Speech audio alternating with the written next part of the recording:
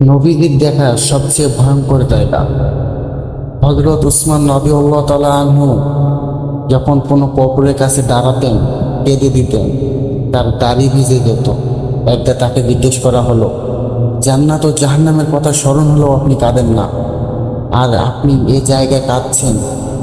তিনি প্রতি উত্তরে বললেন, রাসূল সাল্লাল্লাহু আলাইহি সাল্লাম বলেছেন, আখিরাতের মঞ্জিল সমূহের মধ্যে কবর হলো প্রথম মঞ্জিল।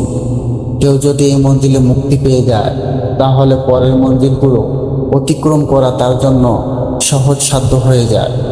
আর যে ব্যক্তি এই মঞ্জিলে মুক্তি লাভ করতে পারল না, তার জন্য পরবর্তী মঞ্জিলগুলো আরও কঠিন হয়ে পড়ে।